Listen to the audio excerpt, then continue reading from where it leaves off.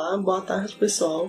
Primeiro, gostaria muito de agradecer a todos do movimento Itu pela Educação pelo convite e parabenizar a iniciativa de colocar para debate temas tão importantes relacionados ao campo e universo educacional. Hoje, particularmente, a convite dos meninos, a gente vai fazer algumas considerações sobre o tema bullying e violência escolar. Temos vivenciado inúmeros episódios de violência no âmbito escolar, que podem ser divididos entre atos de vandalismo contra a escola, danificando o patrimônio, as agressões físicas e verbais entre estudantes, professores e funcionários, esses atos de massacre vistos tanto no Brasil quanto no exterior.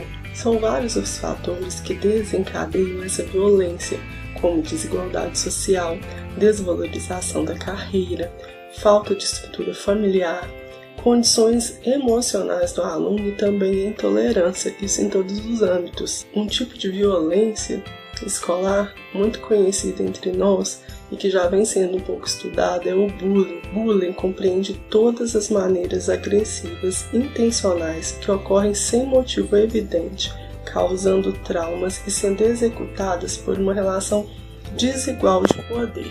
Ou seja, que pode ser considerado bullying. Colocar alguns pontos aqui para a gente identificar: o xingamento, apelidos ofensivos, ameaças, intimidações, discriminação de qualquer tipo, agressões físicas, humilhação, invenção de boatos, roubo de objetos, todos esses compreendem bullying. O bullying pode ocorrer em qualquer contexto social, nas escolas, nas universidades, na família, no local de trabalho.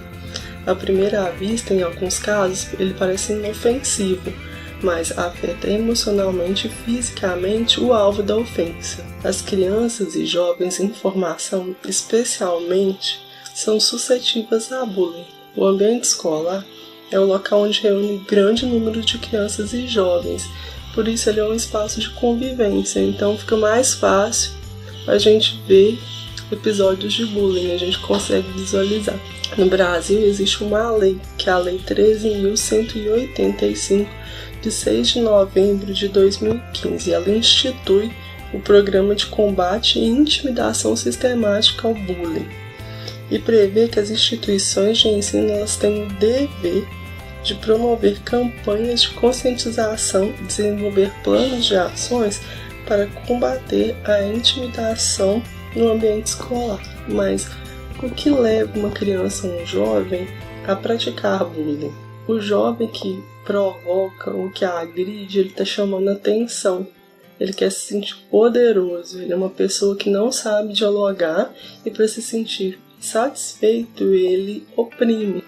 As violências, elas vem como fruto de várias situações, é reflexo da vivência dele em casa, observações de violência interna e externa à família. A criança que não sabe dialogar, que ela não tem uma postura de autonomia dentro da família, dentro da escola, ela utiliza da agressão para se impor. E muitas vezes os agressores são crianças e jovens que vivem em um contexto familiar, em um ambiente que é de pouco respeito, sem diálogo, e que leva a reproduzir esses comportamentos na escola. Então fica evidente que uma característica muito forte é uma criança, um jovem agressivo que recebe isso no seu contexto familiar e não consegue levar isso de forma prática na escola. Ele não consegue resolver pequenos conflitos e chama atenção da pior forma possível.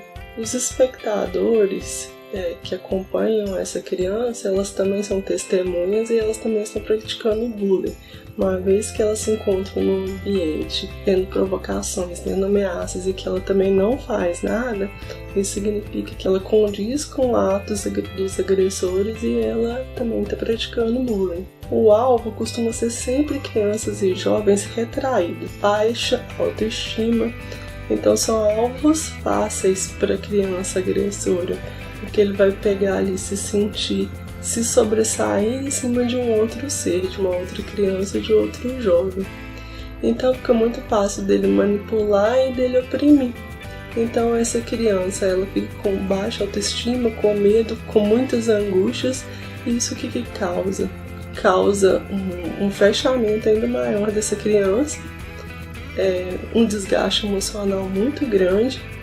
Muitas vezes a criança ela começa a ter baixo rendimento da escola e até a evasão escolar é elevada, ela não quer voltar mais naquele ciclo, porque é um ciclo de medo e angústia que ela muitas vezes não pode contar com ninguém, com nenhum professor, com nenhuma outra criança, com nenhum outro jovem.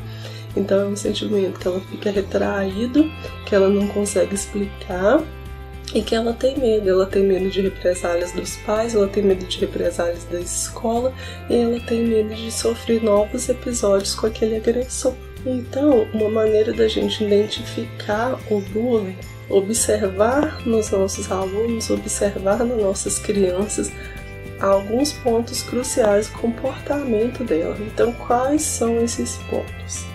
A criança que está sofrendo bullying, ela é apática, ela é triste, ela tem medo de ir para a escola, ela falta com frequência, ela se isola socialmente, ela tem uma queda no desempenho escolar e ela tem mudanças no hábito sem explicação. Então, quais são as possibilidades e estratégias para intervir? A escola precisa refletir um pouco mais sobre isso. A gente, como cidadão, os profissionais da área de educação precisam pensar em estratégias ali a nível micro e depois a nível macro, para que essas coisas sejam tomadas com muita cautela e muito cuidado. A gente não pode passar por cima disso como se isso não estivesse acontecendo com a nossa criança, com o nosso jovem dentro das salas de aulas. Então a gente precisa tomar algumas medidas, e essas medidas elas acontecem a partir de quando a criança está começando a sair do seio da família. A gente tem que pensar em medidas já na educação infantil, porque muitas vezes a gente pensa que as medidas são para crianças que estão indo lá para o ensino fundamental. E não, a gente tem que começar um tipo de educação de base no nosso país. Prefeituras, precisam começar a conscientizar que já na educação infantil tem que existir um movimento de superação, um movimento de intervenção para que as coisas fluam com clareza no ensino fundamental e no ensino médio. Então vamos lá para algumas estratégias que a gente pode utilizar. Dentro da nossa sala, um primeiro ponto, a gente tem que incentivar a solidariedade, a cooperação, a ensinar nossos alunos a ter autonomia, a ter respeito, a pedir, a saber pedir desculpa, a colaborar, a ter tolerância com as pessoas que são diferentes, tolerância com as coisas da nossa sociedade. Nesse mundo tão diverso, a gente precisa ser mais tolerante, ser paciente, saber ouvir, saber escutar, ter sentimentos de empatia com as pessoas, saber resolver conflitos e saber comunicar.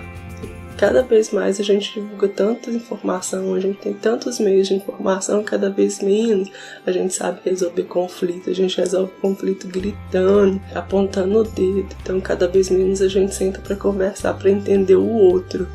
Então vamos dialogar mais, ter mais tranquilidade na resolução dos nossos conflitos, tanto isso adulto, quanto as crianças, quanto os jovens precisam se acalmar, pensar em como resolver todas as questões, tanto em nível micro, para poder, quando tiver questões mais avançadas, tem um olhar mais crítico e sabedoria para resolver questões maiores. Uma coisa importante é estar atento sempre às sugestões e às reclamações da criança, do jovem. Então é importante ver o que eles trazem para a gente do seu dia a dia, porque muitas vezes a gente tem ali na nossa escola, na nossa sala de aula, várias possibilidades de aprendizagem, várias possibilidades de conteúdo, e a gente simplesmente não leva em consideração de onde que os nossos sujeitos estão vindo. Cotidiano da escola tem mil e uma possibilidade. A reflexão, a escuta, o ouvir o outro, o ouvir essa criança também é muito importante. Este presente cenário de violência, ele permite nos dizer que as relações elas estão sendo pautadas pelo autoritarismo, pela repressão, pela ruptura do diálogo. E a alternativa é o quê? É relações menos violentas, são diálogos mais construtivos, que devem ser pautados na tolerância, no respeito, identificando estratégias de enfrentamento. É um desafio significativo no campo da educação, Por isso que esses debates são muito importantes para a gente refletir nosso papel e refletir também em estratégias que a gente pode utilizar dentro da nossa sala, quanto refletir um panorama maior. Então eu agradeço aqui um espacinho destinado a mim para falar um pouco e espero que a partir da minha fala dê início aí a novas falas e a gente vai desvendando essa teia para construir juntos estratégias para a gente pensar junto e fica aí com contato para a gente conseguir dialogar e para a gente conseguir também ter mais retorno sobre essa proposta dos meninos aí, que é muito legal. Abraçou a causa? Pois é, precisamos da sua ajuda para melhorar a educação da cidade. Mobilize pessoas ao redor, participe de debates e reuniões, aplique questionários, pesquisas e levantamento de dados, interaja com as mídias sociais, torne-se um doador e acesse www.itupelaeducação.com.br e saiba mais.